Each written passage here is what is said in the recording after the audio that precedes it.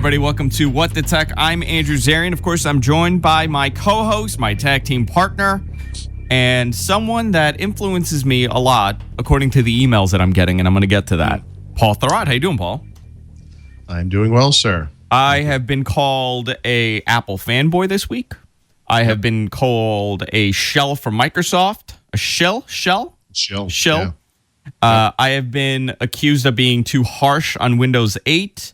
I have been told I'm not hard enough on Windows 8. I don't know what I am anymore. I'm very confused. Well, I have had an influence on you because that's been my lifelong problem. You know, you can look in my inbox, you know, referencing the same article. You are a Microsoft shill. Why are you so hard on Microsoft? You know, that kind of thing. It's like, okay, well, that's welcome to the internet. People accuse me of being too nice to Microsoft because of you now. It was one of those weeks. I don't know what we spoke about last week because I cannot even remember at this point what we talk about on the shows. But apparently, whatever I said really upset a lot of people. And here's my way. This is how I look at it. I will change my opinion on things. I like everything and I dislike everything at the same time. I use Windows. I use a Mac. And to be honest, I'm not that crazy about Windows 8, but I've never said that I liked it. What did we talk about? We talked about the return of the start menu, possibly, right, in Windows 8.2. Yeah, I think that... I'm trying to picture where you being a Microsoft shill slips into that conversation, but I don't know.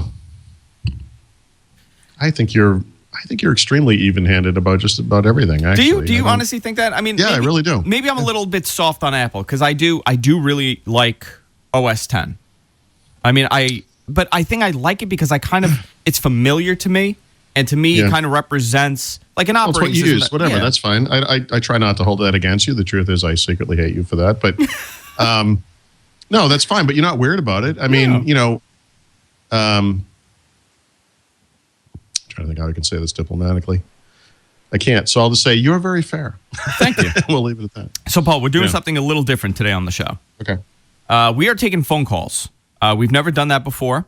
We are going to attempt to do it. It may work. It may not work. I see somebody's already on hold. Our call screener is also there, so he's probably going to be screening it out. But we're going to be taking phone calls today because this is something we want to try in the new year. And we thought we really don't have an ad today. It's the end of the year. Why not try doing these, new things today and a show that's not really that important. I mean, every show's important, but if we totally screw it up, nobody's going to get hurt. Nobody gets hurt. Nobody gets hurt. So this is the phone number. If you're listening live, if you're watching live, call in. You can call in by calling 323-792-3050. That's 323-792-3050. Or, of course, you could Skype us at the GFQ hotline. Pretty much anything that you want to talk about. It's all good. So whatever. Recipes. Yeah, what Paul trouble likes. in the Middle East. Anything. We could talk about anything. Because, I don't know, I'm in a good mood. The end of the year is here. And a lot of stuff happened this year. Andrew? Yes, sir. What's going on with your face? I have not shaved. What's happening I'm going for the Boy George early 90s look. Which, wow. I just need the big dangling earring now. Dun, dun, dun, dun. That kind of thing. Should I shave or should I just leave it? You look off. You're very swarthy. I'm very swarthy. I think you should keep it going and see where it goes. It's gonna lead me to getting profiled by the airport. Right. You look like those when they find bones of new Neanderthals and they draw what it might look like. Yeah. They're kind of like that. The facial hair is often like that. My wife said that growing up, I used to go skiing a lot in my family. So she always tells the joke where growing up, I was brought up thinking I was a very privileged white kid named Chad, but in reality, I morphed into a Persian guy waiting online at Starbucks. Nice. And I think it's a true representation of who I am. I really do. But a lot of stuff happened this year, Paul. And I kind of want to go down memory lane and kind of talk about some of the key things that happened in 2013. And some of the stuff may surprise you. Some of the stuff may, just be the regular stuff. I mean, obviously, the NSA story was gigantic this year. Yep. The thing that surprised me the most about the NSA stuff is that anybody that's involved in technology and kind of covers it kind of understands that no matter what you're doing online, right, there will be a trace to you. I think most people kind of understand that too, but I don't think a lot of people expected people, the government to kind of be looking into what you're doing. Geez, it's interesting. My initial reaction to the NSA story was to ignore it because I'm not a big fan of what I view to be kind of baloney conspiracy theory type stuff. But of course, as more information emerges and as the tech industry kind of responds to it, it becomes a story that I sort of have to react to. And, I'm of two minds on it. I mean, the notion that the most secretive spy agency in the United States is spying on people should perhaps not, surprise anybody. But, there are questions about the constitutionality of it and whether what they're doing is legal, of course. And there's that kind of sticky stuff where it's like, well, they're spying on other people from other countries. I get that. They're spying on people from the United States. It's like, yeah, I don't know. I mean, so I'm kind of a mixed minds. I mean, I think we should also look to the UK and how especially places like London, the big cities, they have cameras everywhere. Everything's recorded, and whether that is a step further towards some police state. I mean, here in New York City, is becoming a big thing where they're putting cameras everywhere. Yeah, and it based on the London model, I'm sure. Yeah. And I think that I don't want to say the terrorist plot that was thwarted, but that guy that drove to Times Square with the bombs in his car. I think I don't know if they caught him because of the cameras, but they certainly had him on camera. So I think it comes down to two things. It's all a trade-off, I think it comes down to two things. One, are they listening to grandma talking to you on the phone, when you're in college about the cookies that you got? Is that what they're listening to? Or is it everything? Or are they actually, not necessarily profiling, but they have certain leads that they're going based on they're listening into conversations? The transparency of this online stuff, whether intended or not, is a huge opening for surveillance. I mean, there's just no way around it. And by the way, Google spies on every single person that uses any of its services. Every single day, all day long, that's their business. That's what they do. And that's how they make money. It shouldn't be surprising that, governments would engage in the same kind of behavior. The difference being that governments are not engaged in the business of making money off of you. They're engaged in the business of protecting you. And it's our job as voters to hopefully guide this conversation and push things in the direction that we're comfortable with. And I do think there's going to be enough pushback on the NSA. And by the way, aside from the tech industry angle of the NSA stuff this year, I think it's very interesting that you see the same thing occurring with the NSA, with the government in this case, as we see in the tech industry with, say, Microsoft and Windows 8.1, where a lot of people push back publicly and then things change. That's kind of the way a democracy works, right? And it's interesting how those two things kind of almost parallel each other. And so I think that we're probably not going to get to the point where the NSA is what we all want it to be, which is gone.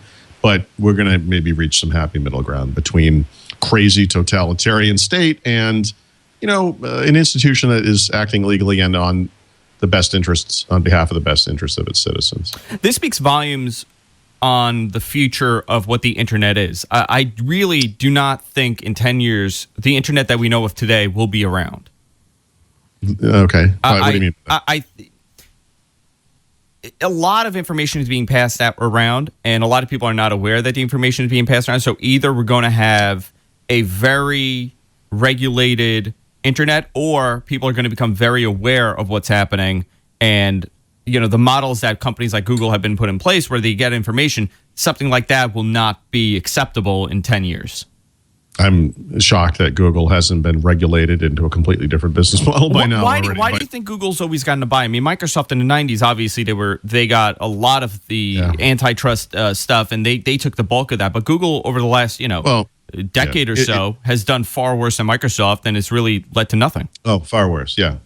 So, I mean, I can't, we don't have enough time to go through the whole thing, but a couple of the high level ideas I would throw by is that, one, there is the feeling that all of the stuff that Microsoft went through, antitrust troubles here in the United States, many, many years, Europe, South Korea, other places as well, ultimately futile, right? That all of that was just a stupid waste of time. I think that when you do something like that, it's like when you have kids, the first kid you're really strict with. You don't let them drive until it's the exact right time. You don't let them drink early. You do all this stuff. Sure. The second kid comes along and you're letting them jump off the roof of the building. You don't really care as much. You kind of you approach it slightly differently. And I think for antitrust regulators, there's a feeling that they overreacted to Microsoft and that this market has naturally corrected itself without their help, and that this would have happened regardless. And the other thing too is that we've talked about this on this podcast. This notion that things speed up. That it took Microsoft 20 years to come into dominance, and then they held on to it for X number of years. It took Google much less time. It took Apple much less time to dominate those markets that they do dominate.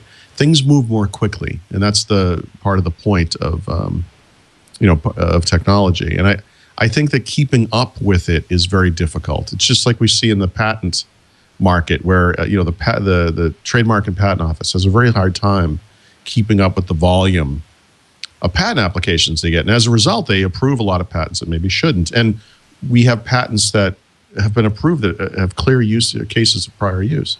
But do you also think that with like technology-based patents, software-based patents, the people that are in charge of kind of approving these kind of patents really do not understand how software and hardware kind of work in the sense in 2013? Right. So when Microsoft went to court in the very late 1990s, it's fair to say that court, that judge, that old school judge, right, Thomas Penfield Jackson, didn't understand technology in the slightest.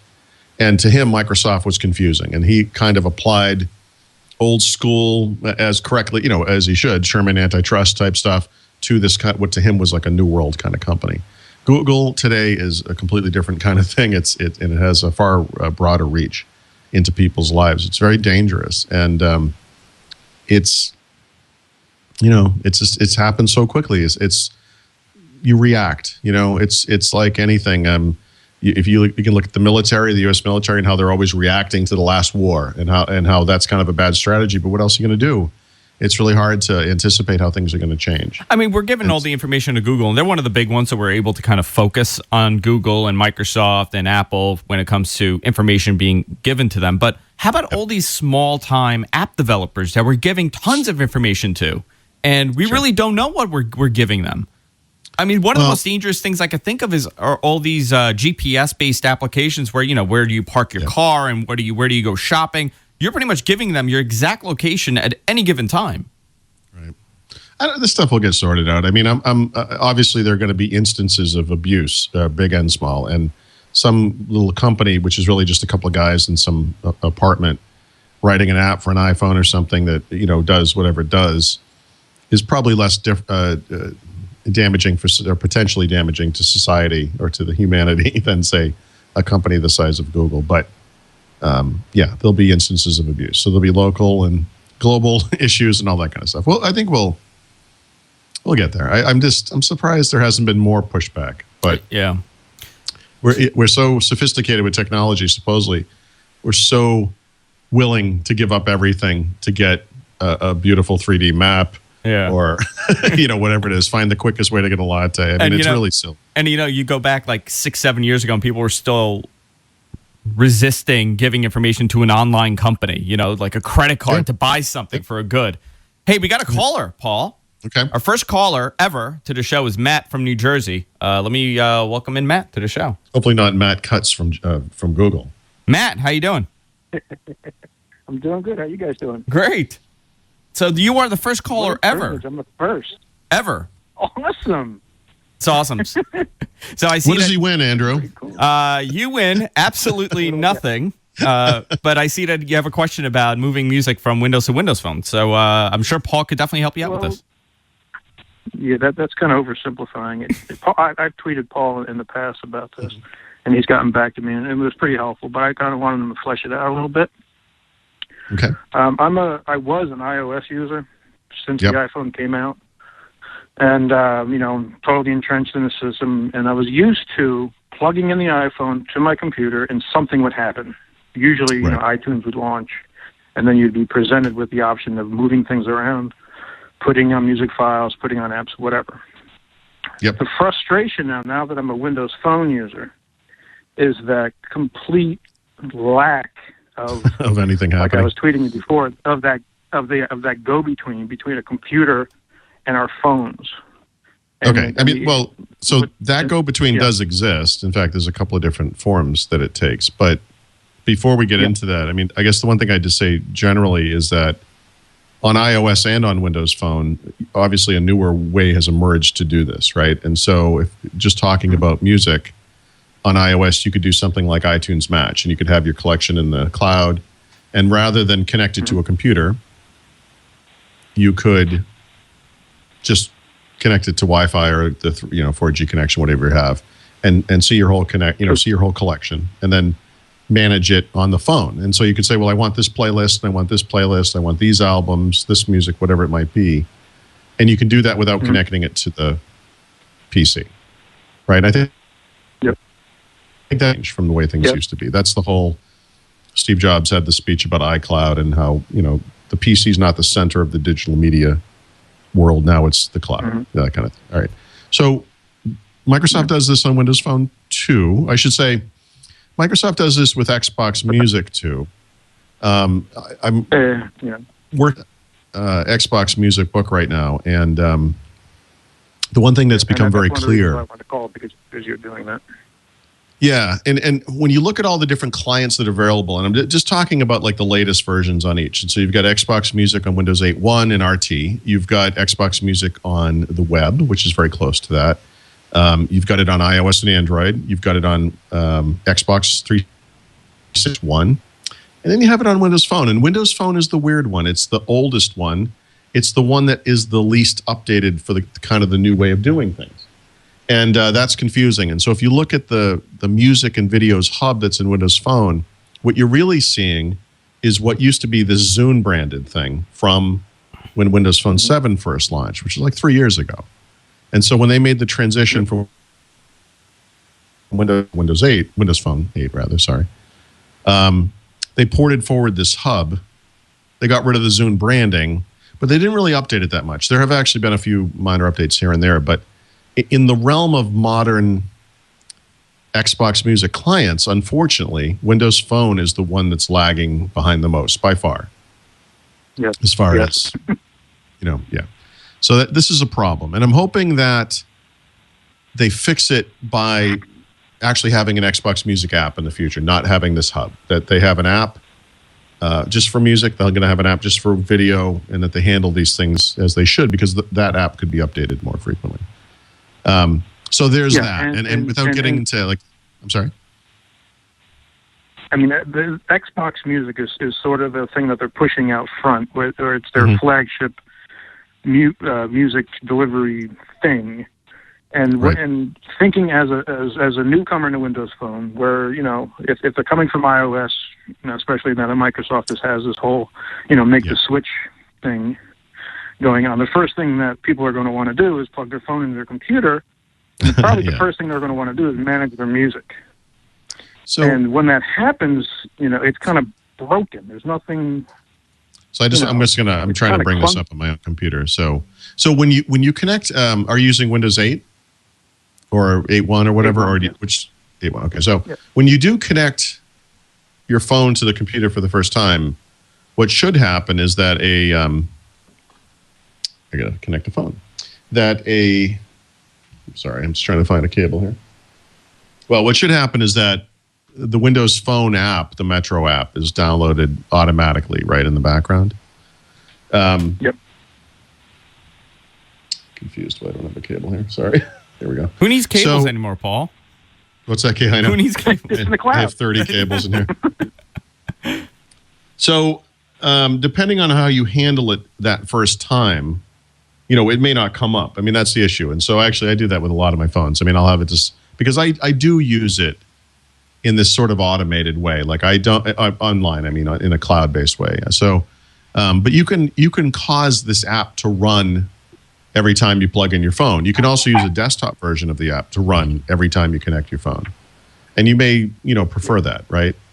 I don't, but I mean, that's one way to do it. And when you do that, it's sort of like an iTunes experience in that you can copy, photos and music including playlists, videos, ringtones, and some other things back and forth between the device and your computer. And so you do get that capability. You can view what's on the device and use that as the starting point for bringing stuff over. the Metro interfaces are kind of they're kind of basic, I think is the way to put it. But I think the desktop app is sort of familiar. I've used iTunes. I mean, it's sort of familiar. I mean, what you don't get there is like the store experience, right? So you're not going to browse the store from the desktop app, buy a movie, and copy it to your phone like you might do on iTunes. You're not going to do it that way. And so those things, it's a little different. But I guess the way I would put it is that iTunes has evolved over the years to adapt to these new ways of doing things. And so it went from some place where the PC was the center to this thing where the iCloud can now be the center, and you can just use it from the device. And it's your choice. You can do either one. And Microsoft evolved their own kind of platform, but when they went from Zune to Xbox Music, they did Xbox Music so that it's basically cloud-based. And so this kind of PC interface is secondary just to the on-device cloud experience. The problem is that the on-device cloud experience on phone and only on phone is pretty lousy. You can't do things like browse the store and add an album to your collection. Why can't you do that yet? And another, because it's old-fashioned. Okay. It was made before Xbox Music. Yeah, and another frustration I'm finding is I have a ton of audiobook files, and unless you use Audible, which I know you guys love, there's pretty much no way of putting audiobooks on there and actually having a good app to run them. I mean, there's workarounds where you upload it to SkyDrive, but where are the audiobooks from? I just have them on my computer. I mean, are these things like you rip them from a CD or something? Rip files, I'm guessing, right? Yeah, they're MP3s, yeah. Okay, yeah. I mean, right. So, yeah, this is a kind of a weird special case, but yes, it's fair to say that there's no elegant way to handle that on phone. I mean, I haven't done this in a long time, but I recall having to do this on, I think it was on the iPhone, where you could change the 3-letter extension, and then the Apple device would see it as as an audible or audiobook or whatever. Yeah. It just seems odd that you have to do that, but I guess that's the way it is for right now. Yeah. Well, that's all my complaining. Right. Well, I guess my suggestion to you would be, I mean, like I said, you know that I'm working on this book, and I one of the things I was thinking about was I'm kind of handling, individual tasks, but I'm thinking for like the end of the book to have some kind of a walkthrough, like you're using iTunes, you want to get here, or you're using this and you want to get here, to talk about those transitions. And so Twitter is good and email is good and all that stuff, and as this book kind of progresses, I mean, feel free to make sure with me that I'm at least covering that stuff, because obviously it needs to be useful. So you can feel free to hit me up, with additional questions or whatever. All right, thank you, guys. I'm the first one. First one ever, Matt. Thanks a lot, man. I appreciate it. All right, no problem. All right, I can go on forever about the music stuff. That was a good call, actually. I spent a lot of time on that stuff. Well, you cover all this stuff. You have the patience. You're able to do it. I would be like, I don't know. I'm fascinated by how different things are in different platforms. Like Xbox Music is this great example, because all of a sudden it's everywhere. And sometimes, some of them are really close, like the Windows version and the web version, very close. Android is the weird, Xbox too. 360 and the Xbox One version are completely different. But see, like that's at least under the same brand, the same umbrella. It's weird on Android because really you got the Android application for Google Music, and that's great, but I've never bought anything from there. Yeah. All my Google Music stuff is just stuff that I've had and I've synced up on the cloud. I have a PC in the cellar that runs now Windows 8 when I upgraded it.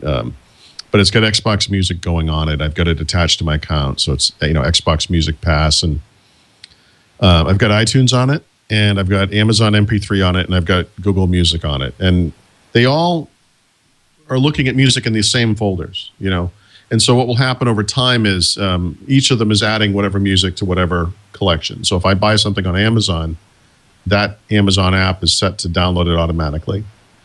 Xbox Music will see it. iTunes will see it. Google will see it, and they'll put that up into the, they'll match it or what, depending on how they do it. Yeah.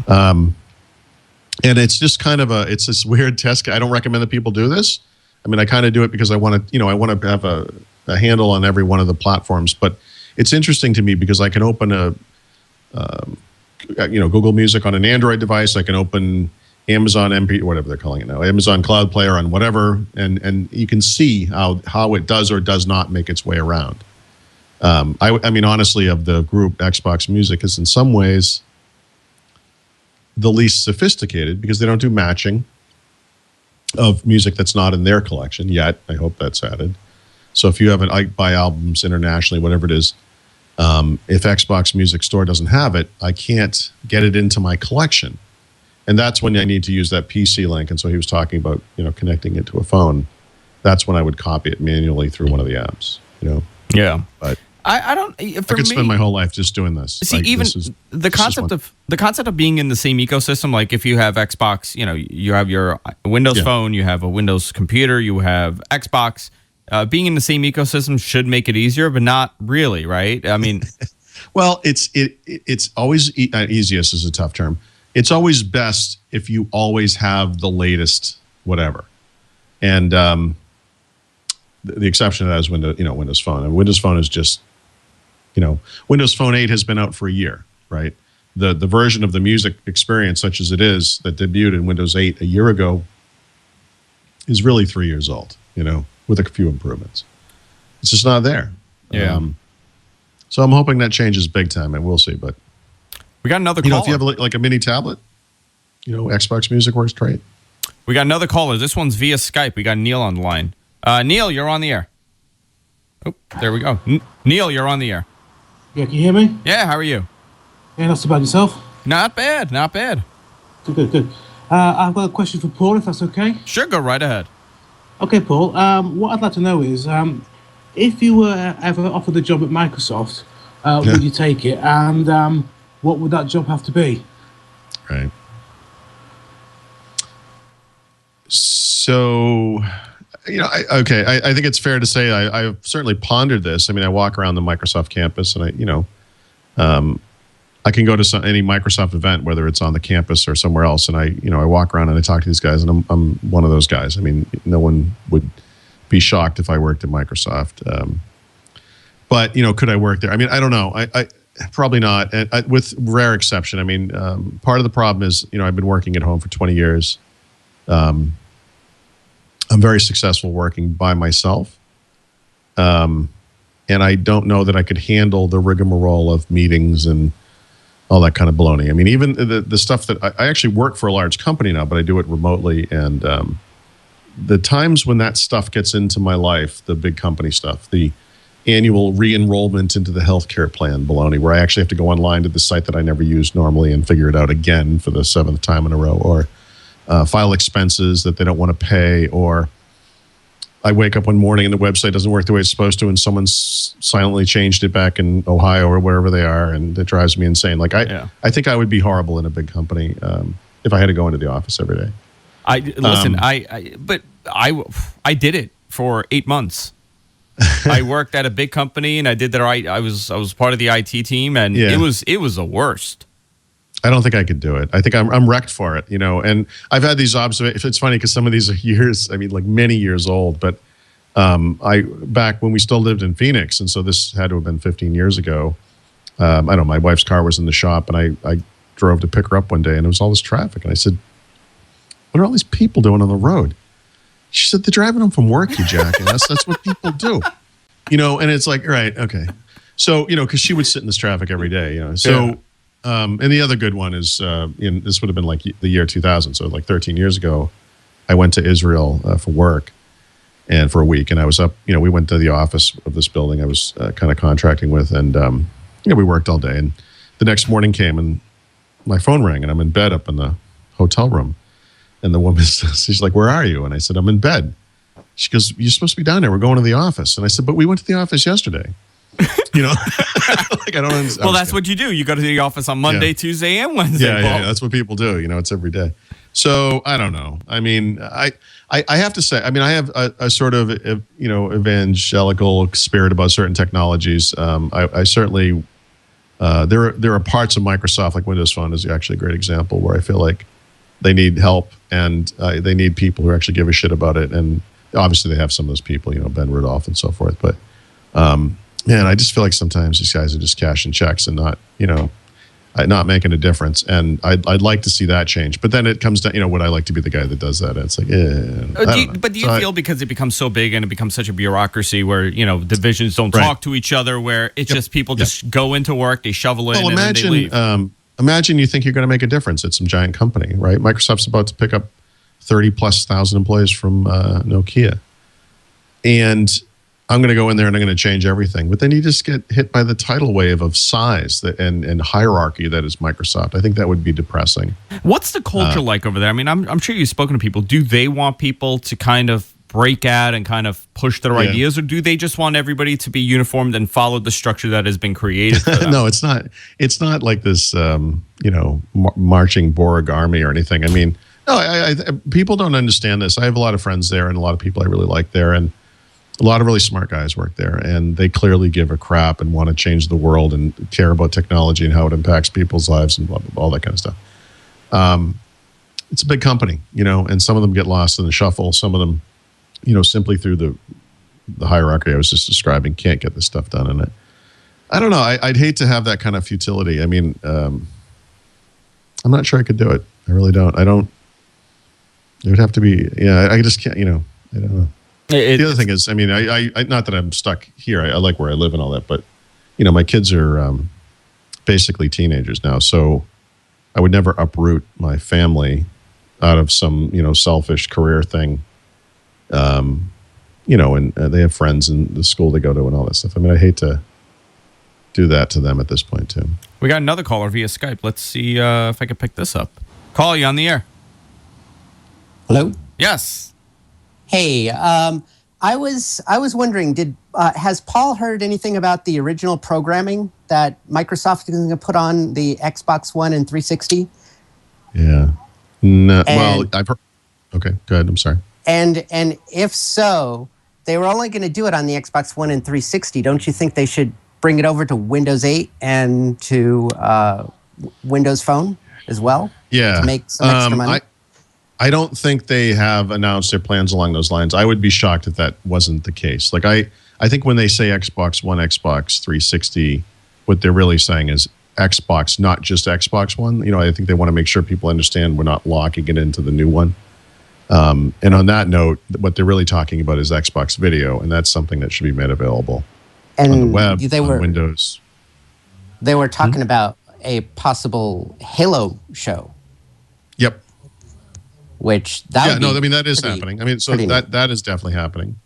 I think that's the only show that I've heard of that is pretty specific, and Steven Spielberg is attached to that. Right. But I think it's going to be like the Netflix stuff, and they even the woman from the Xbox team who spoke about it this past week was very vague, because she even said, right at this time we don't know whether this Xbox connectivity means Xbox first, best on Xbox, maybe there's a smart screen experience. I mean, I think they're still trying to feel it out.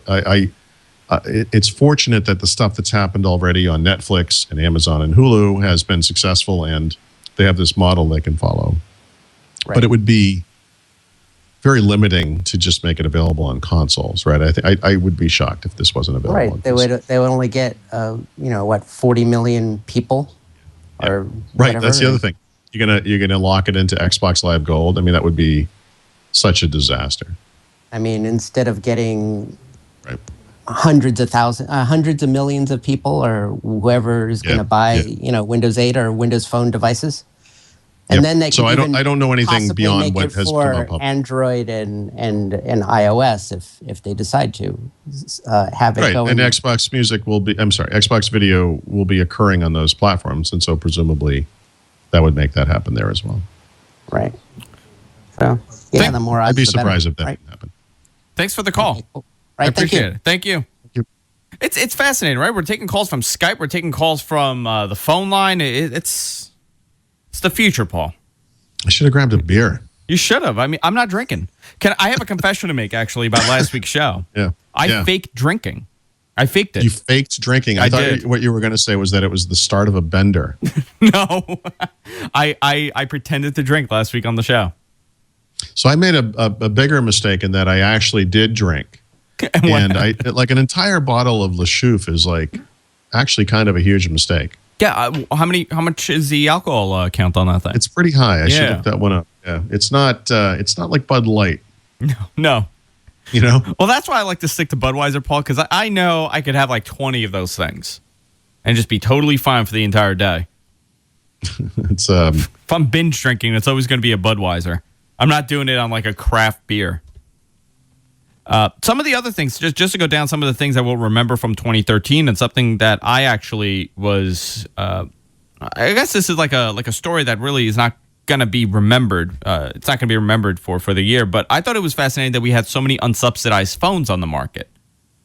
Yeah, and I think that's going to change everything eventually. And so many decent unsubsidized phones. You know, Microsoft is doing it with the 520 now with the 1350. The 1320. 1320. The phablet. Yeah.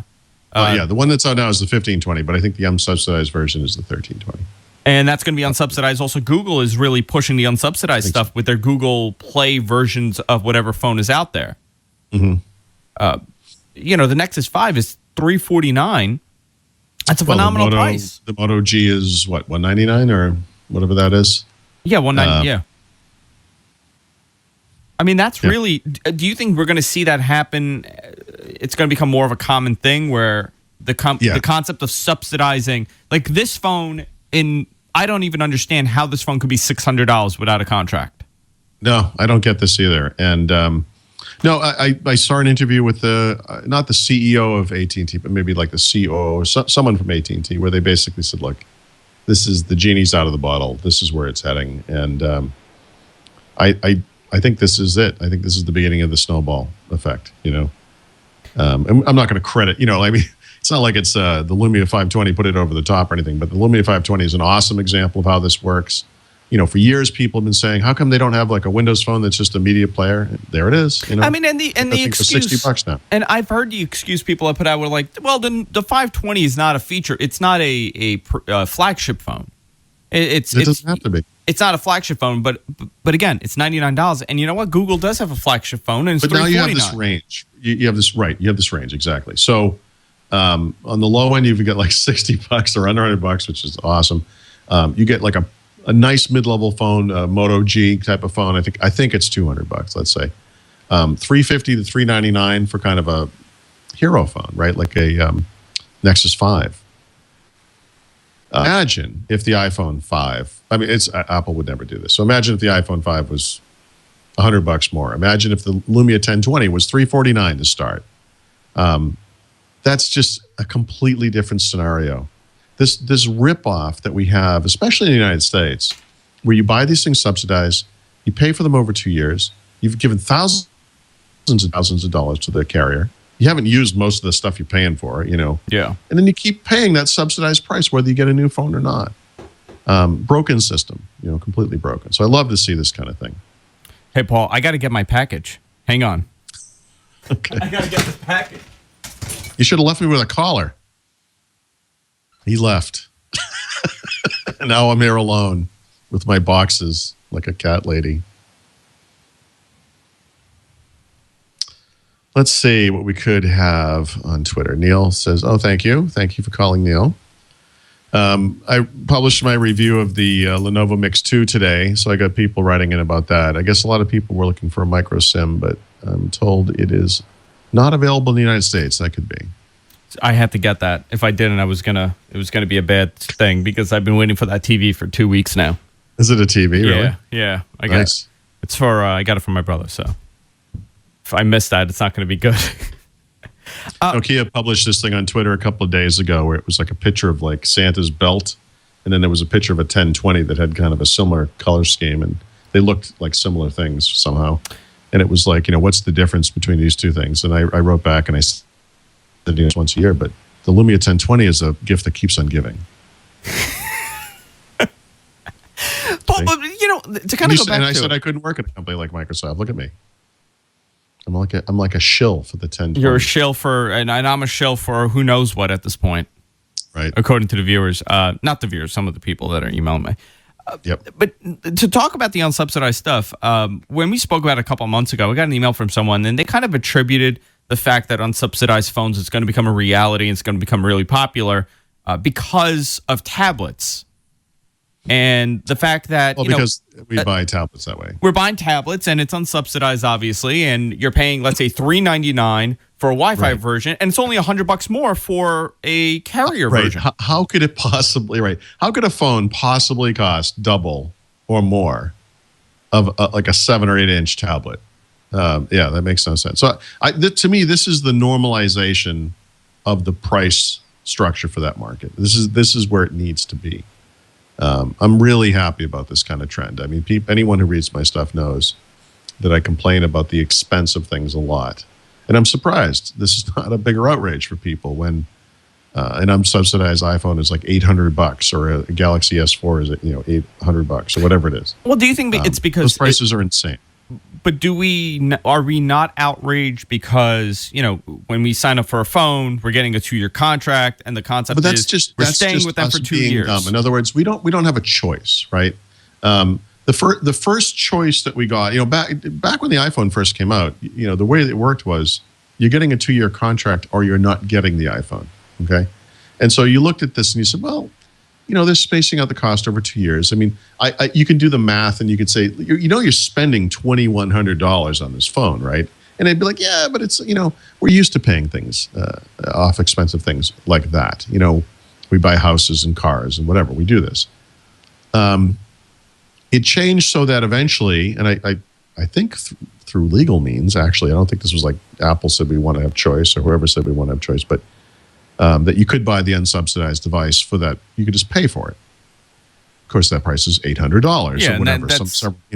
I mean, it's more pretty money much a than I've punishment. spent on most of the computers I've ever owned. Yeah, I mean, they're punishing you, really. Right, of course they are. They're not. So, they know that thing is not $800. The choice gets better over time, and I think that you can't take this back. Like, this trend doesn't stop; it accelerates. And this coming year, I think it's going to be very interesting for unsubsidized devices. So it's good. I think this is great.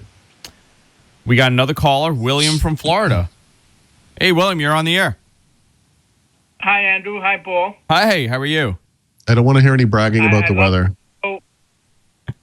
I love your show, Paul and Andrew, and I just want to have you one question. Sure. Is there any time soon a workaround for the Adobe Flash on Windows?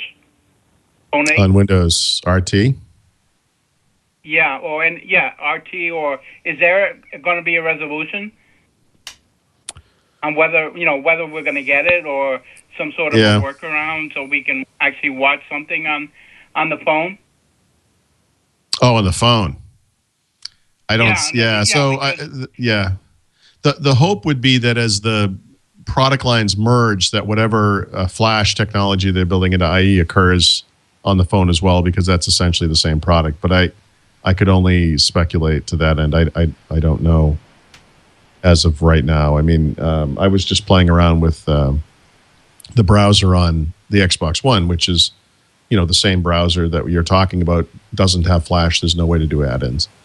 And it's interesting what works and what doesn't work. And it's also interesting how often Flash comes up. That we're all kind of led to believe that Flash is on the way out, but it's actually on a lot of stuff. And I'd have to, I don't know specifically, but I would hope so that the RT phone merge would do that. Okay, thank you. Thanks a lot, William.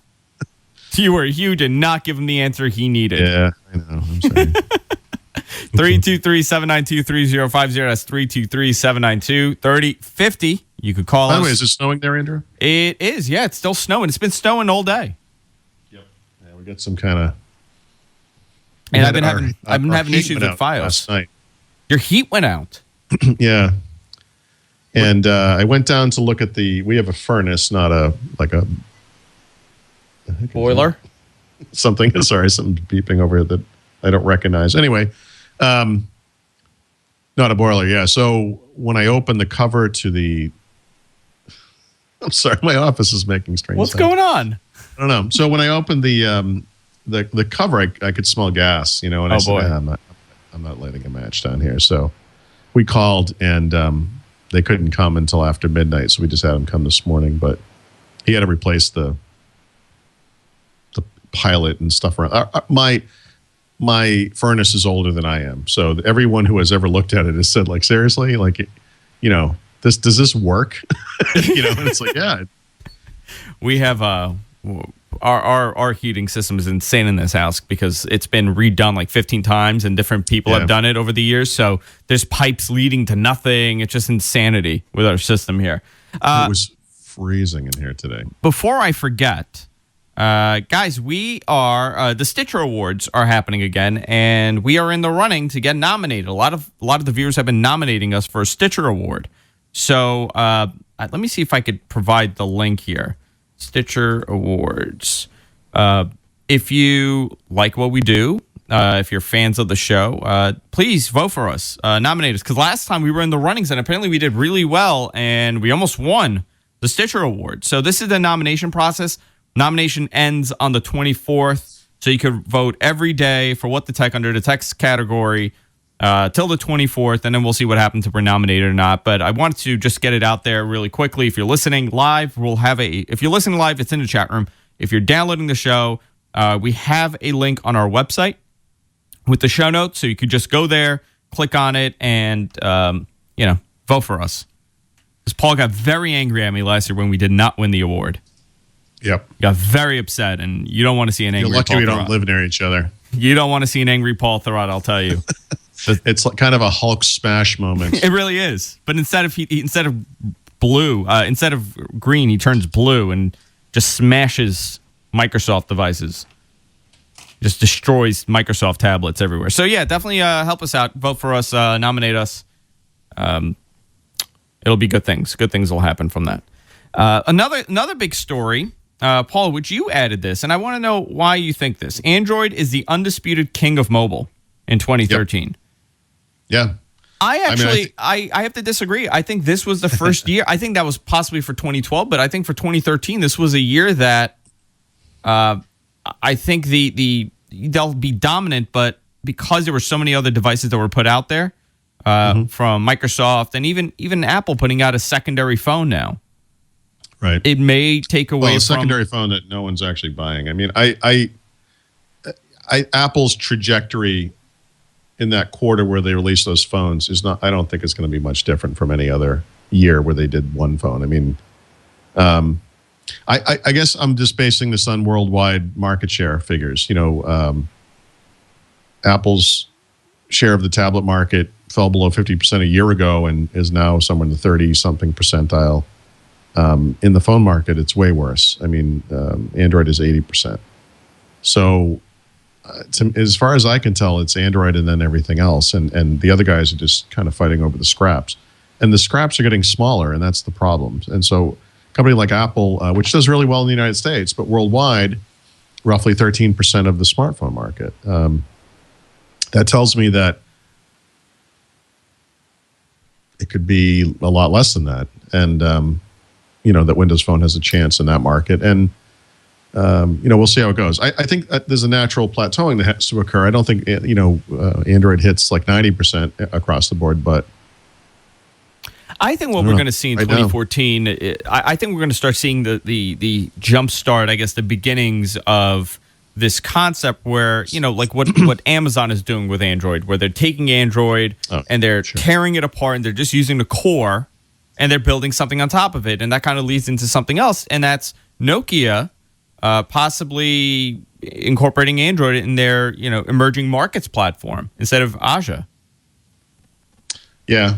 Yeah. And it's funny because I sort of saw that as a potential strategy for Windows Phone across the board, that if the Windows Phone platform didn't take off, that Microsoft could put that user experience on top of Android, could allow that thing to run Windows Phone apps, so you'd have that kind of, backwards compatibility, and run Android apps, which would give you, an opening to that huge market of Android apps, which I think a lot of people would like. So, do you still think that that's a possibility, or do you think that was a possibility with, original Windows Phone?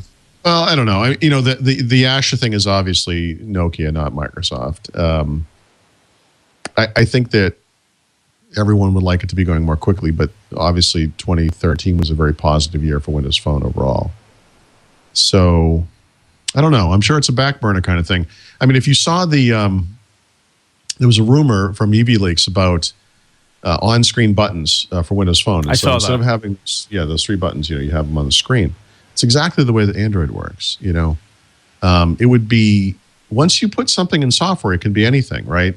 And so you could almost imagine a system where you could run an Android app, and the look of those buttons change to match the Android style, because they also have 3 buttons typically. The stock Android, and I'm not saying that's where they're going. I mean, I have no information about that at all, but it makes it easier, I think. I mean, the hardware is the same. Yeah, I mean, exactly the same hardware. And what do they make? Do they kind of incorporate the Windows Phone UI to this? Because, I mean, it's totally possible. They can make this thing look exactly like Windows Phone. Yeah. I mean, again, I don't really think this is plan A, but I just think it's a possibility. Yeah. So we got our lines are totally full. Look at this. Okay. 1 second we take our time to talk about Android, and look what happens. So let me talk about topics, Andrew. I know. This is should cool. Tell people, somebody there's an audio delay, right? Yeah. Just so people know. Yeah. So when you're calling in with the system that we're using right now, by the way, we are going to be changing the system. We're going to be using a different call-in system in the new year. This is just temporary. So there is a weird delay happening with the calls. So just remember that, incorporate that in what you're saying. So let's take this. We got Smash Monk from Santa Barbara. You call, you on the air. Nope, that didn't work. Let's do that again. There we go. Call, you on the air. Andrew and Paul. Hey. Hi, Andrew and Paul. I'm a big fan. How are you? This question is for Mr. I'm doing well. This question is for Mr. Thoreau. What are you hearing about Cortana? Is that something that we can be excited about? Is it going to be better than Siri?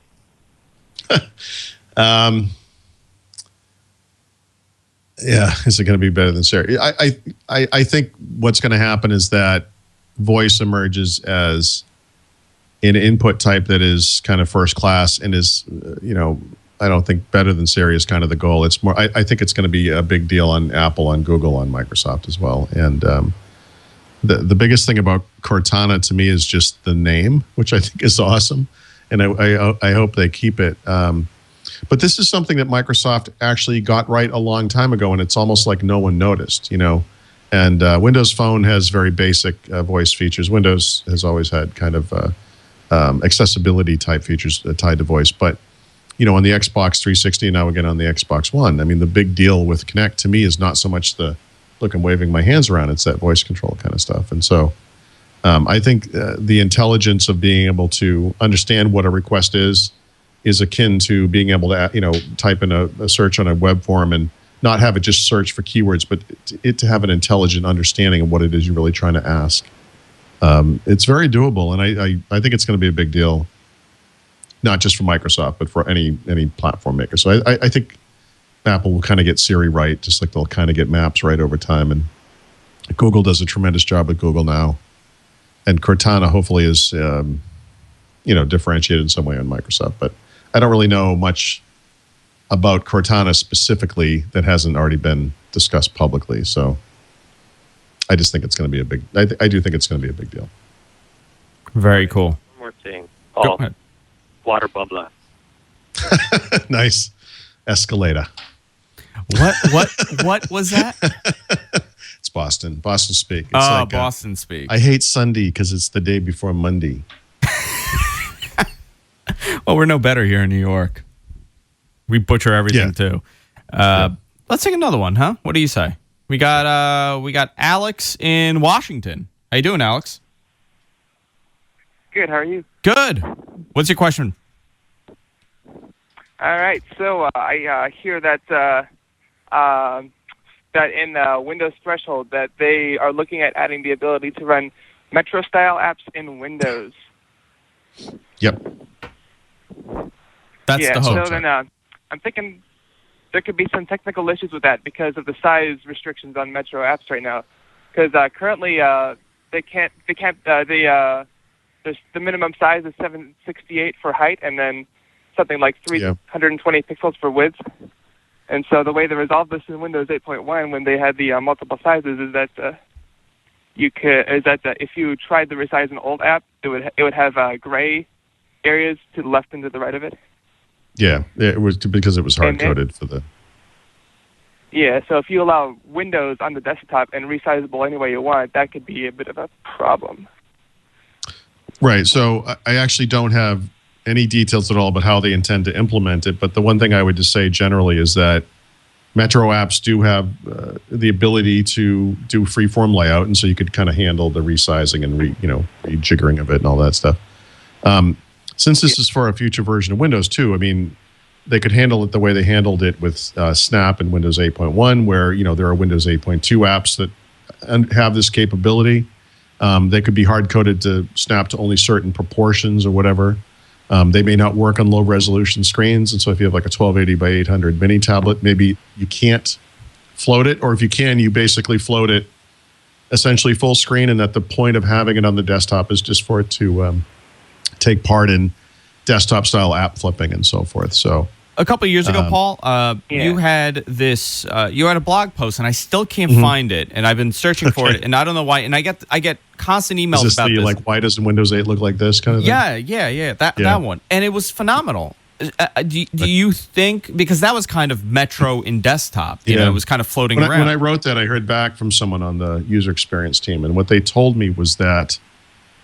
It's funny how many times I've been told something like this by someone at Microsoft, that this would not be possible. And that the reason that they went full screen only was because it prevented these kind of desktop-based screen scraping type attacks, the types of things you could only do in Win32. And, they wanted these apps to have the reliability and, power management performance and all that kind of stuff. And I get that. Sure. But surprise, a couple of years go by and it's like, oh, actually we can do that, no problem. So these things get more sophisticated over time. It's also possible, and again, I just I have this kind of list of things that I've been told are happening, right? And so a lot of them are just sentences, right? Floating Metro apps on the desktop, and people's heads kind of explode when they hear that. But I don't really have a lot beyond that simple statement about what that means. So. Yeah.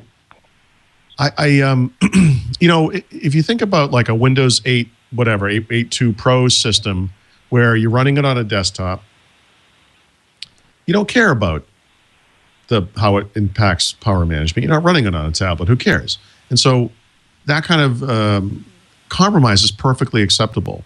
It may be slightly less reliable as a system. You may blue screen. You may have whatever problems you may have. You may have to reboot more often or something like that. I mean, it's kind of a trade-off. It's the type of thing I don't think they're going to ever offer on like a pure tablet system, but they'll make it an option for people like me on a desktop, because I would run Xbox Music in a window on my desktop alongside the other things I do. And I might run other apps that way too. And so I sort of view it that way, but I like so many things in life, I kind of have to speculate beyond the... Alex, I have a question for you. The bit I do. What is your opinion right now about Windows the way it is with 8.1? Do you like the Metro UI? Are you a fan of desktop? What's your opinion on this? I actually like the Metro UI a whole lot, and I actually make Metro apps for Windows 8. And so being into the whole technical aspect of it, that's why I was kind of curious about that particular aspect of this. But I also use think the simplest way to look at it. Sorry, go ahead. I'm sorry. Yeah, I would be unlike a lot of people, I'd be fine with having Metro versions of Visual Studio or a Metro version of Office or anything like that. I mean, it's the future, right? And so, I mean, it makes sense to want to move in that direction.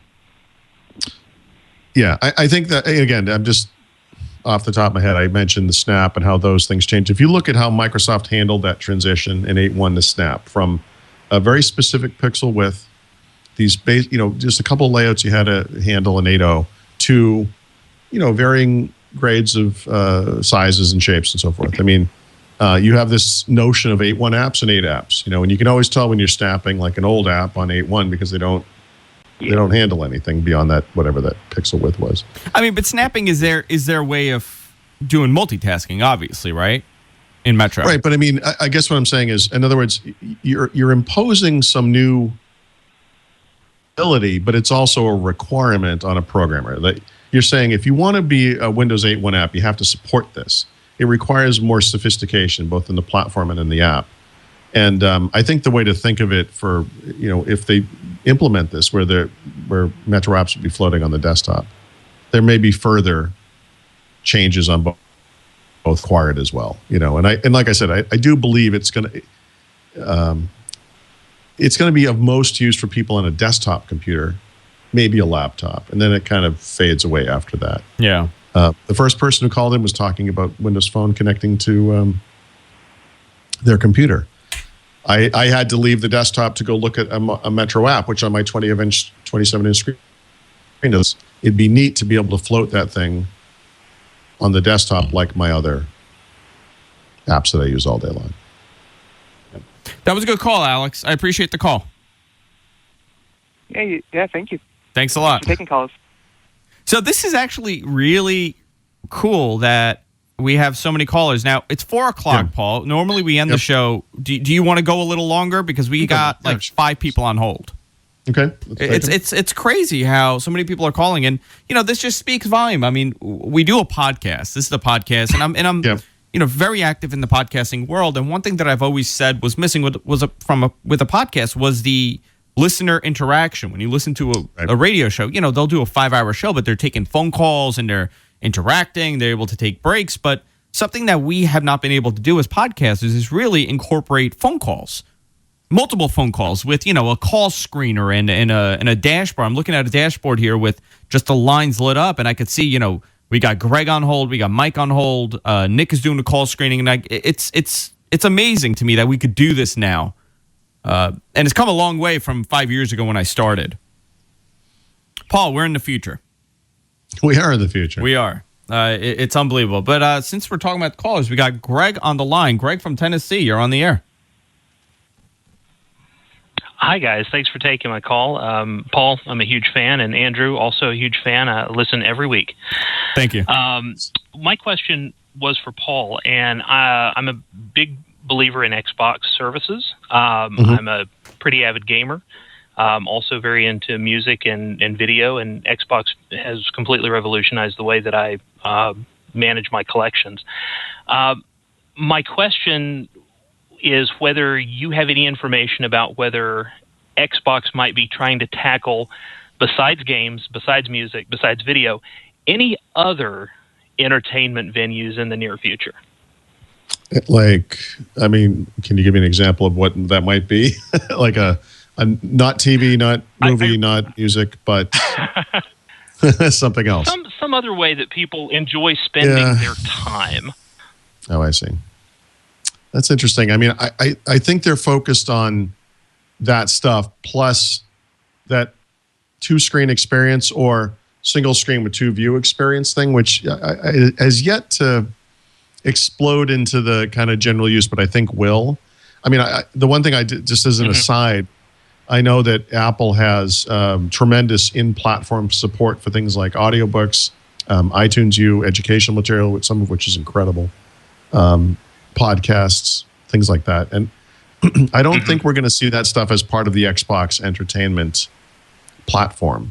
Okay, so if you mean that kind of thing, I don't think so. But I think they think about Xbox primarily as living room plus, and what are the types of things that you might do, and how might you do it in a way that you're interacting with other people, whether they're in the room with you or maybe somewhere else. And I think that's kind of the future for this stuff. And so I don't know when they did this. Maybe it was last year when they launched Xbox Video. They talked about Xbox Smart Glass and Game of Thrones and how confusing that show is. And if you could use Smart Glass, you could have like this map of the world that it takes place in, and you could see who everyone was and all that kind of stuff. It's really useful if you're into Game of Thrones, but they need to find more general stuff around those lines. And so I think that's how it expands out from the basic stuff, if that makes sense. All right. Thanks very much. Sure. Thanks, Greg. I'd muted myself because I was coughing just like you, Paul. I couldn't stop coughing, so I muted myself. I can't attract the attention of anyone in my family. He brought up something interesting here, and he was talking about, Xbox, but I read the story today that Fios put out their application for the Xbox One. Yep. And, it's the same, almost exactly the same, I'm guessing, from the 360. I haven't tried it yet. But in your opinion, do you think this is the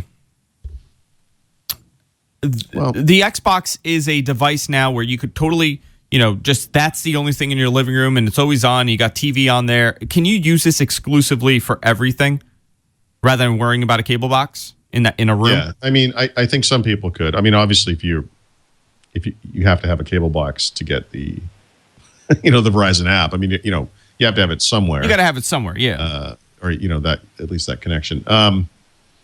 Yeah, I mean, look, you could. A lot of people could get by with a Roku device or an Apple TV. I mean, Netflix plus Hulu plus Amazon Instant Video plus Xbox Video, whatever your choices are, is a lot of it. In fact, you've reminded me I need to go look for the Xfinity app, which I believe is available as well.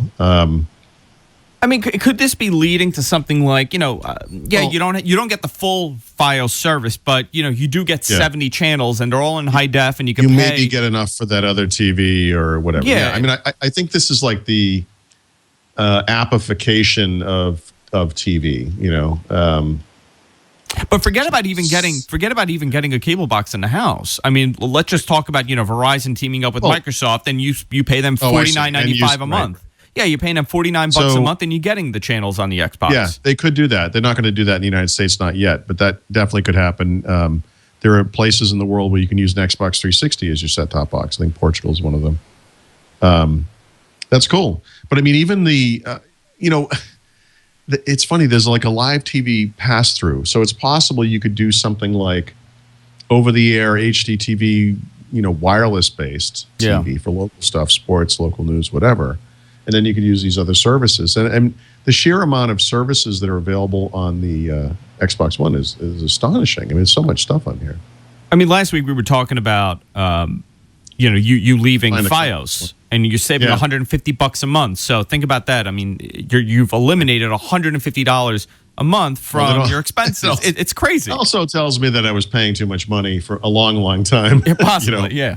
But and let's think about a future where you get the Xbox, you could sign up from any of one of these services, because now technically, if it's a service, it's an online service, Comcast, Time Warner, and Verizon are all competing in the same market.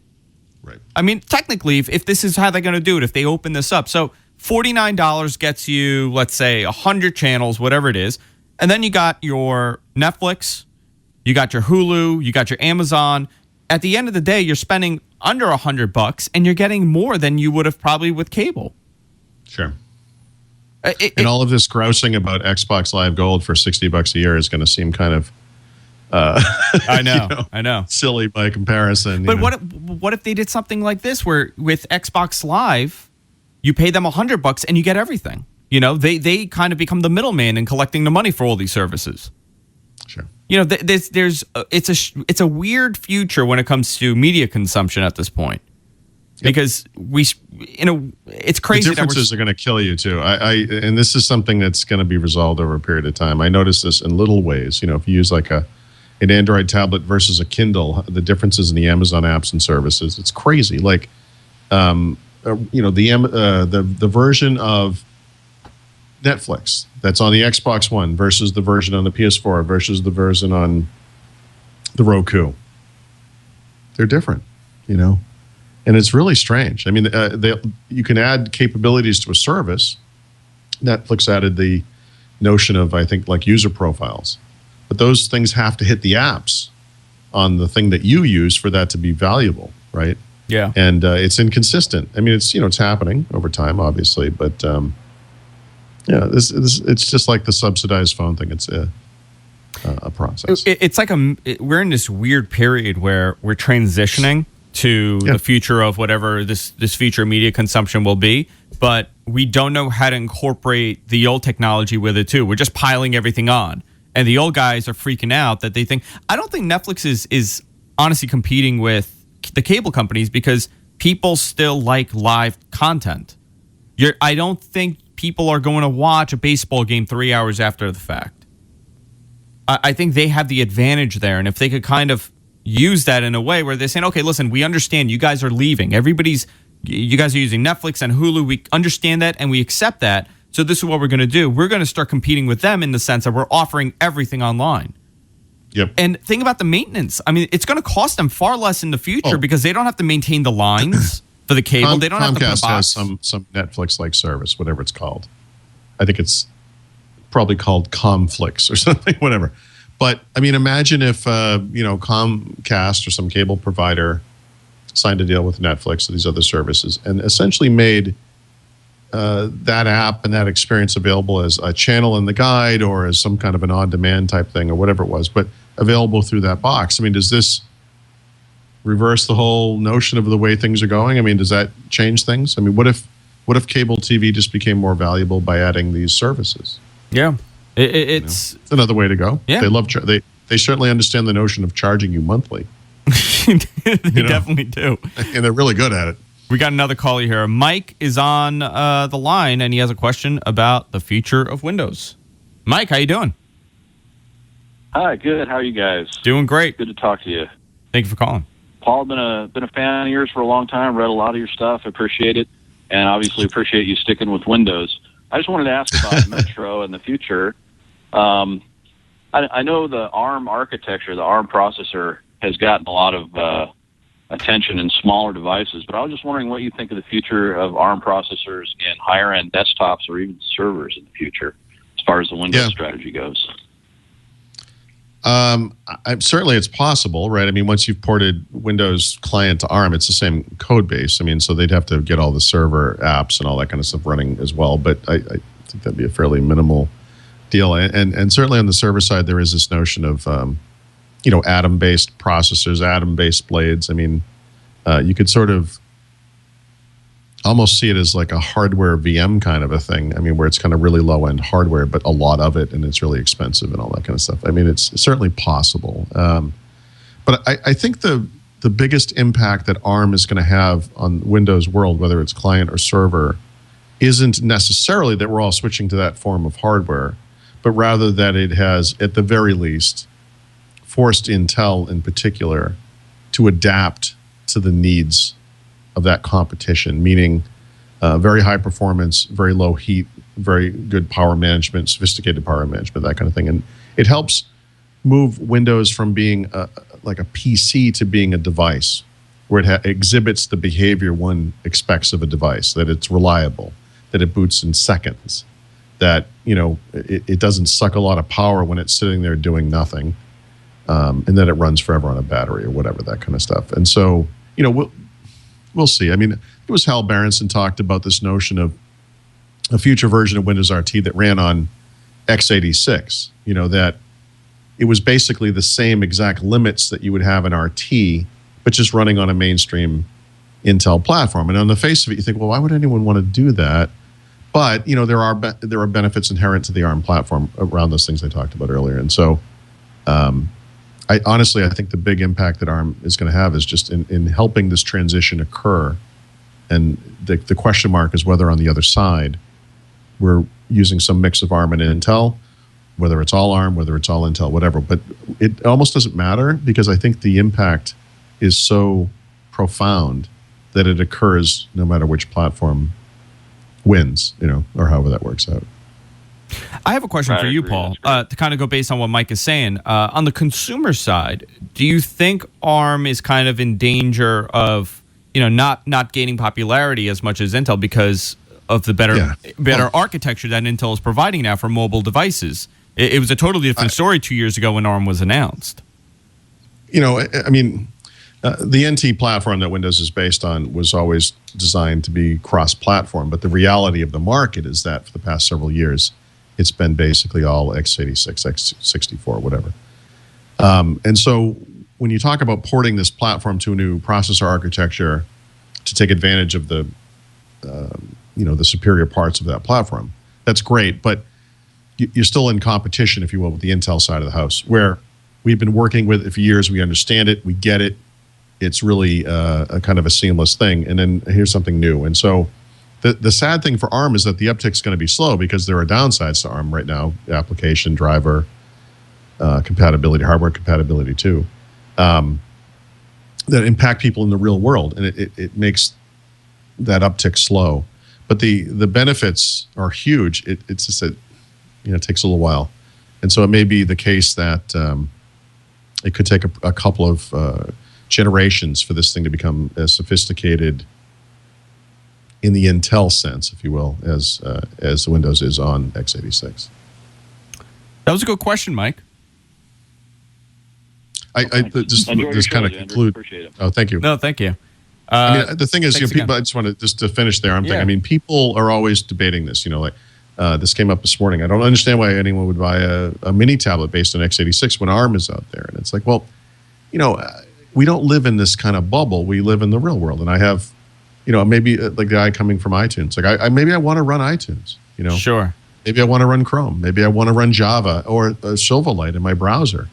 That you can't do those things in ARM. And that's just real world. And so ARM, it's just interesting to me that no matter whether ARM, Windows and ARM takes off or not, it has impacted Windows for the foreseeable future. Right? The changes that have occurred in Windows because of ARM and will happen even if ARM fades away are basically irreversible at this point. Where do you think the future of ARM is in the next couple of years? Because, and I'm just speaking as a consumer. If I'm going into a store and now we're seeing, I mean, look at that Dell tablet, right? The what is it called? The Venue? Venue Pro. Yeah. Venue Pro. Someone that I know, he's actually asking a question which I'm going to address now. But you're buying that thing. It's like $300. You're getting full-fledged Windows. I mean, it's not RT. Right. So if I have that option, so there is a downside to it, though, right? Okay. So the downside is it is full-fledged Windows. So you have certain expectations now.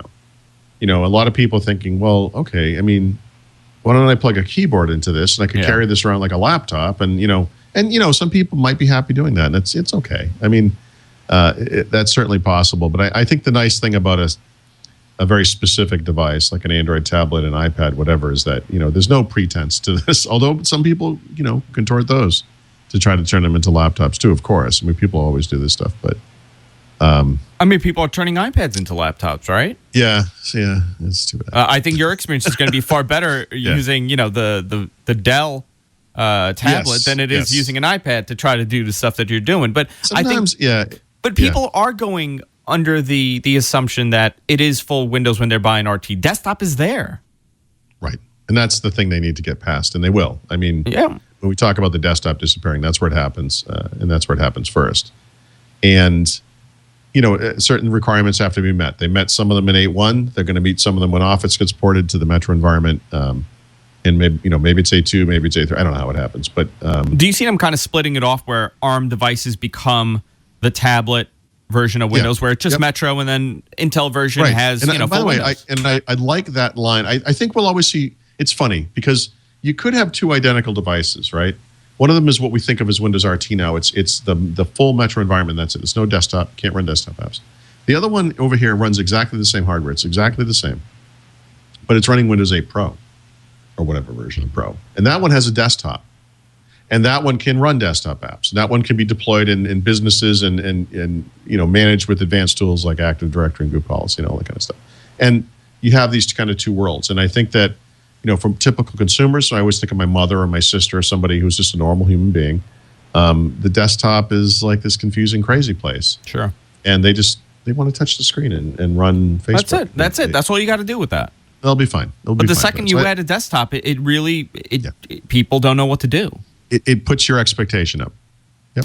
I also think it's a little intimidating, right? Because if people were intimidated by a laptop and by a computer, and now you're handing them a tablet, I feel like you're right. Their expectation is a little different, than it's something new, and they kind of understand it. Okay, I push on this, and that's what it does. When someone has desktop, the entire concept of clicking on the screen is out the window, right? Now you're going into a computer mode. How do I do this? It's a computer. Yeah. No, this was, I probably mentioned this on the show, but if not, years ago when Microsoft was pushing Media Center and HP and then eventually other companies came up with the first Media Center PCs, you had this thing. It was a Windows XP computer. It ran every piece of Windows XP software ever made. It was just XP, but it had this extra thing on top of it. A lot like Metro, by the way. So you'd run this application and the screen would be taken over by the screen, and you could use a remote control to to interact with it. And you could you connect it to your TV in horrible ways. It was awful IR blasting and so forth. Beautiful guide, really nice experience. You could play movies and do all this kind of stuff. But every once in a while, something bad would happen because it's a computer. It's Windows. Yeah. And even within the media center interface, it would sometimes trigger this Windows dialog box. And so you're sitting there in your living room with your remote control in your hand, and you're looking at this dialog box on the screen that you can't select with the control, with the stupid thing you're using. And you had to break out the keyboard and the mouse, and it's that reminder. Yeah. This is not a seamless entertainment experience. It's a computer. I set up a computer for a relative of mine, and he's older. He was running a Windows 98 machine. So I set up a Windows 98. Yeah, Windows 98. This is like a great uncle of mine. And I'm setting everything up, and I'm like, okay, this is what it is. And he holds the mouse. He goes, where's the ball? I'm like, what are you talking about? He goes, on the mouse. There's no ball on this mouse. Nice. And I'm like, I don't even know where to begin with this. Was there a wire on the mouse? That would have blown his mind. There was a wire. If it was wireless, forget it. It's all over. That's funny. So a couple questions from the chat room. Eric in our chat room, he just got the Dell tablet, and he wanted to know what apps you would recommend for someone that gets that device. Oh, God. You should look at the reader apps. So the Nook app, if you're a Barnes & Noble person, which is probably more sophisticated than the Kindle app, but those two apps, depending on which one you use. Games are great on the mini tablets, like Asphalt 8 is out, Asphalt 7. I think it's called MotoGP, which is kind of like a water, like a, what do you call it? Like a watercraft kind of racing thing, which is kind of a cool game. I like the built-in stuff. I use the Bing News app all the time. Like if we're sitting on the couch and my wife's got to get up to go do something, and whatever it is, the kids need help with homework or whatever, I'll almost always, I'll look at mail, and then I start paging through Bing News. I just think that app is fantastic. I really like Bing News. But that's built in. So, it depends on what the services. Obviously, if you use Netflix, get Netflix. It's a great, I just try to think of the types of things you'd use on a smaller device. To me, it's entertainment mostly. So it's going to be movies, which, this stuff's built in. Music, Audible's available, Netflix. Pretty much everything that you're doing now is you could kind of do it. Yeah. Yeah. To kind of, we're reaching the end of the show, but I did want to get to a couple other stuff. What do you think, Paul, is going to be the big holiday item this year? A lot of people have been asking us this.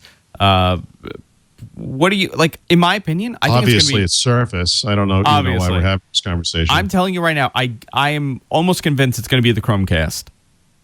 That is going to be, and I bought 5 of them already this year. 5 Chromecasts for relatives. You know what? The Chromecast is going to be this thing that gets left unused everywhere in the world, like the netbook, like the Nintendo Wii, where everybody was so excited about it, and it's like, I honestly think that a much better, and I don't think this is going to be the big gift, but I think an entry-level Roku would be a much better deal for almost anybody than a Chromecast. But I'm jaded, and I hate Google, obviously. So I don't know. Devices like the Xbox One and the PlayStation 4 are going to be utterly sold out through the holidays, and so they're very popular. I don't know sheer numbers that they're going to be the biggest ones, but I know of many people who, in my family, who have contacted me looking for either one of those devices and can't get them, and somehow are convinced that I have some secret in. Do you get that a lot? Do you get that all the time? Like, hey, listen, Paul, where can I buy this? Yep. And what do you tell them? Walmart. Yeah, get in line. Like everybody else. That's what I did. You also, I think you added this. You added mini tablets. Yeah, and I think mini tablets are a big deal. And it's funny because you touched on this earlier. They're not typically subsidized in any way, and they're usually really inexpensive. So Nexus 7, which to me is probably the best mini tablet right now, starts at $229 for 16 gig model. I think it's $269 probably for the 32 gig. It's an amazing value, and it's nice to be able to say that about a device because I always complain about the price of things. A Kindle HDX, if you're involved in the Kindle ecosystem at all, great choice. Basically the same price, although you get to pay a little bit extra if you want to get out of the special offers thing, which I actually don't find too annoying, but I feel obligated to at least mention it. And then the Windows Mini tablets, I believe they all start at $299, and so that's for a 32 gig device. And so the Lenovo Mix 2, which I just reviewed today, the Dell Venue 8 Pro, which I reviewed probably last month, are great mini tablets. I've not reviewed the Toshiba Encore, but let's assume it's basically around the same price. These are great companion devices, and I don't think it's an age thing. I think we all go through this fascination with phones, and then we kind of mature, and we realize that this little screen is not ideal for a lot of things. And so you either go beyond it with some kind of a phablet or a bigger screen device, or you move to this kind of a thing. And after struggling with this notion that I shouldn't be carrying around different, like a phone, a tablet, and a laptop, like an Ultrabook, so what?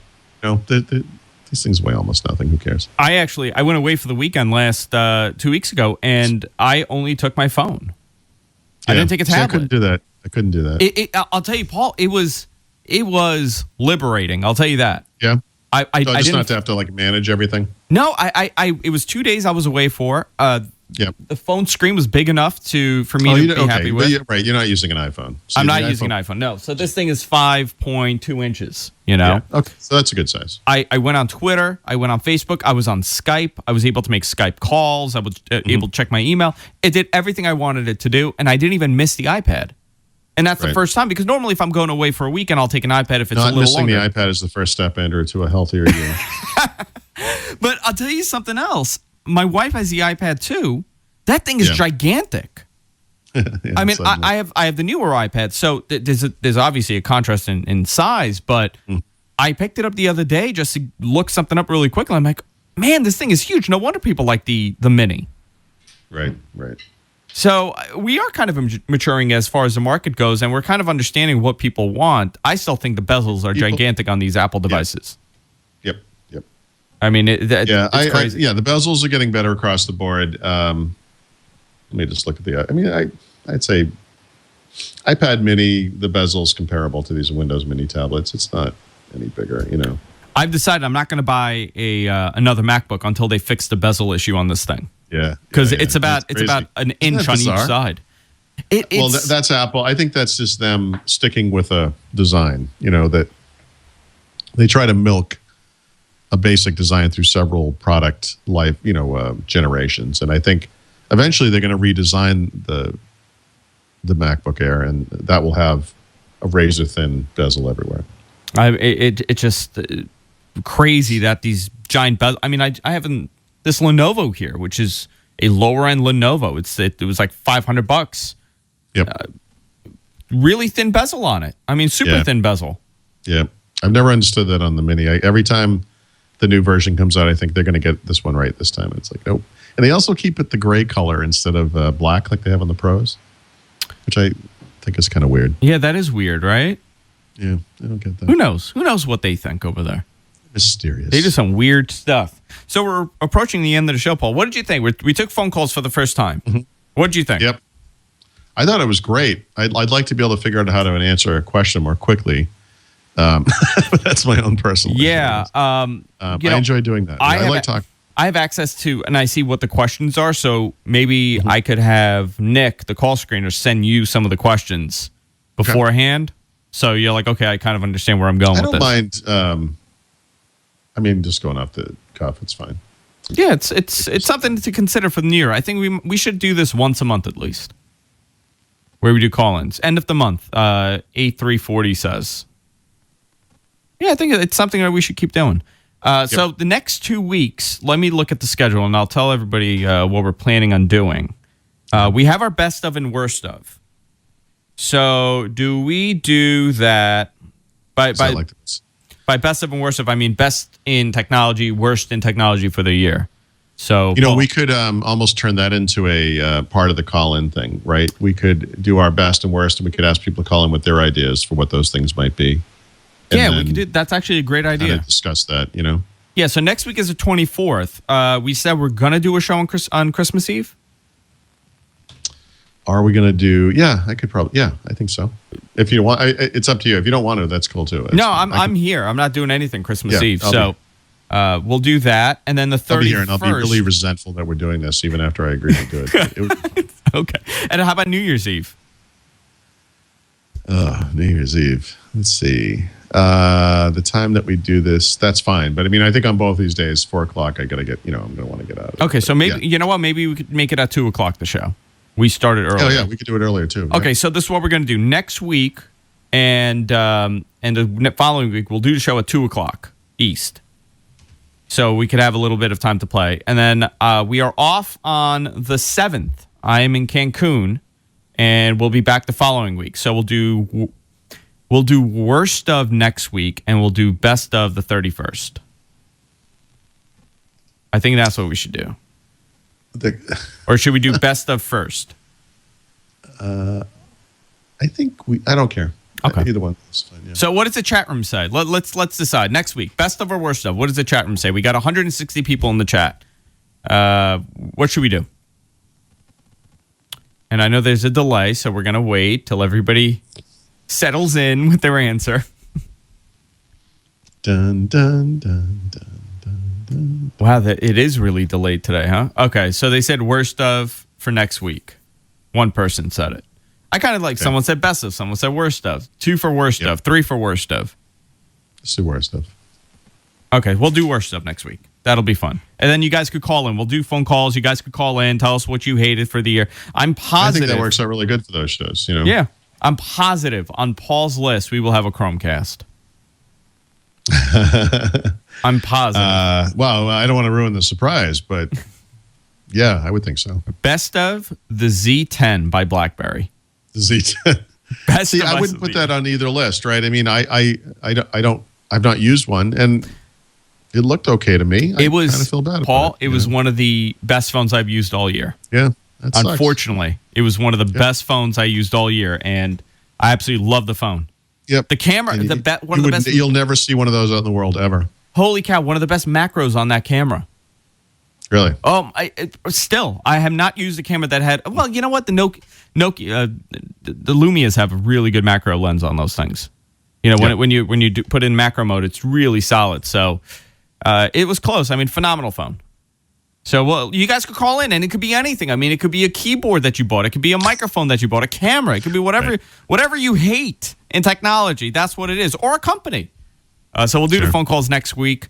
Guys, also, let me know what you think of the call-in format. We're going to be doing it at least once a month, but the next couple of weeks, it's ad-free. There's no advertising. It's the end of the year. We're closing up shop for a couple of weeks. About a week, we're going to be off. So we're just having fun. We're enjoying it. Also, guys, if you want to support us, you want to help us out, you could do so by using our Amazon affiliate link. You're buying a lot of Christmas stuff. A lot of people are buying it. You can go to gfq.co/Amazon. That's gfq.co/Amazon, and you could use that there. Paul Thurrott's book is out, and it's a free book, but you could buy it, right? People could buy your book. You can. Where can people go? I wish. Windows81book.com. And I bought it for $20, and you create the price that you want to buy it for. I bought it for $20 because I thought it was a $20 value for me. Some people bought it for $100. I get emails all the time. Somebody sent me an email saying I bought Paul's book for $100, and I thought it was great. No, that's true. So it's unbelievable. Also, Windows Weekly. Paul Thurrott, Mary Jo Foley, Leo Laporte every Thursday at 2 p.m. East on the Twit Network. What's your schedule like with that show, Paul? I wish I knew that. So, let's see. I think because of the way the holiday schedule is, things are going to be maybe not. Well, fall is on the 26th. We might just have a normal schedule, but Mary Jo and I are going to be. They're doing some kind of like a 24-hour straight live thing, New Year's Eve through New Year's Day. Yeah. And I think Mary Jo and I are going to be on. I think it's 4 o'clock in the morning PT on the 31st. 4 in the morning. For that, I mean, well, for me, it's 7 o'clock in the morning. So I think what I'm going to do, I'm going to do mine through the Xbox One, and I'm going to put it out in the living room in front of the Christmas tree, and I'm going to wear like pajamas and stuff. I'll do something like that. Oh, my Christmas tree. Take a look. That's my living room. There's my tree. Nice. There you go. I wax my floors. I'm really proud of them, and I'm showing them off. Look at that. Look how shiny my floors are. See, my tree has kind of a disastrous broken bulb thing all around the bottom of it because we have cats. Yeah, my cats are knocking. I have a train set that goes underneath. They hate the train. They keep knocking it off. There you go. On the train. That's genius, by the way. My cats think that this tree is like a gift. They're like, here we go. Here it comes. In the middle of the night, Paul, literally like 3 a.m, I hear crashing. I come downstairs. Yeah. Everything is I know. I have several times this season thought that someone had broken into my house, and it's the cat. Yeah, they're unbelievable. Oh boy. Hey guys, that's it. We're all done. For New Year, we're also changing some stuff with the show. So I know a lot of people want an outro for the show. They want some music outro. We're going to be adding it, so no need to worry. That's coming in. You can follow me on Twitter at Andrew Zarian, at The Rot on Twitter, and of course, GFK Network on Twitter. Subscribe to us, guys. And again, Stitcher Awards. You want to help us out? Nominate us for, I think it's like Best Tech Sector, Best Tech Podcast. Best Tech Sector. I don't know. It's some sort of. That's not what it is. Paul, I do have an award. By the Queen's Tribune, I have GFQ got the Best Tech Sector Award. Best Tech Sector Award. Sector. That was very convoluted, but I am an award-winning podcaster, Paul. Yeah. I don't know about you, but I am an award-winning podcaster. You can nominate us, so go right ahead. And we'll see you all next week, guys. Take care.